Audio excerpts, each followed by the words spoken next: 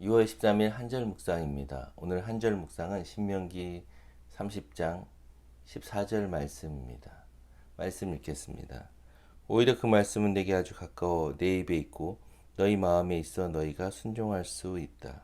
하나님은 이스라엘 백성들을 구원하시고 그들과 언약을 체결하십니다. 그 언약의 말씀을 지키면 너희에게 주신 땅에서 자손 대대로 축복을 누리게 하시겠다고 약속하셨습니다. 유산을 상속받는 사람에겐 종종 조건이 붙기도 합니다. 이런 조건이 충족되지 않을 때 재산을 물려받을 수 없습니다.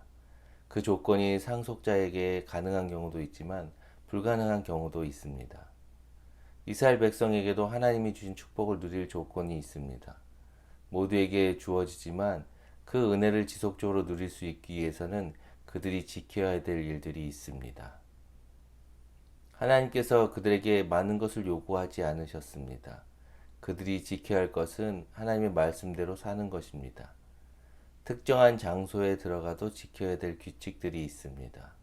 도서관에 들어가면 조용히 해야 하고 빌린 책에 낙서하거나 찢으면 안 됩니다.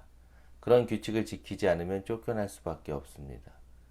하나님은 그 백성들이 그 땅에서 살아갈 때 하나님의 백성으로 이방인들과 다른 거룩한 삶을 살아갈 수 있는 규칙인 율법을 주셨습니다. 그 율법을 지킬 때 하나님이 주신 땅에서 살 수 있는 은혜를 입습니다. 하나님께서 우리에게 주신 말씀은 우리의 현실과 동떨어져 있는 말씀이 아닙니다. 이해할 수 없는 율법이나 전혀 실행 가능하지 않은 것을 행하라고 말씀하지 않으십니다. 그 말씀을 이해하기 위해서 많은 지식이 필요하지 않습니다. 신실함과 거룩함, 정직한 삶의 태도와 긍휼한 마음을 가지고 살아갈 수 있도록 요구하십니다.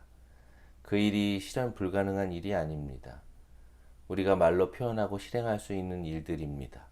그 일을 가르쳐 지키게 할 수 있는 일을 행하라고 말씀하십니다. 우리는 머리로 이해되지만 마음속으로 다가오지 않는 이야기를 들을 때 우리의 행동이 움직이지 않습니다. 마음에서 진정으로 우러나오는 반응이 있어야 전심으로 반응하게 됩니다. 억지로 하는 것이 아니라 기쁜 마음으로 자발적으로 행하게 됩니다. 사랑하면 마음속에서 먼저 반응하고 움직입니다. 하나님의 말씀을 깊이 묵상하면 마음에서 먼저 반응하고 몸이 움직이게 됩니다. 하나님의 말씀의 능력이 있기 때문입니다. 그 말씀을 마음속에 깊이 담게 되면 반응하게 됩니다. 그 말씀 앞에 우리의 마음을 열어놓고 받아들이는 태도를 가져야 합니다. 말씀이 우리 입술과 마음에 담겨져 있으면 자연스럽게 나오는 것이 순종입니다. 순종하는 자에게 주시는 하나님의 축복은 셀 수 없습니다.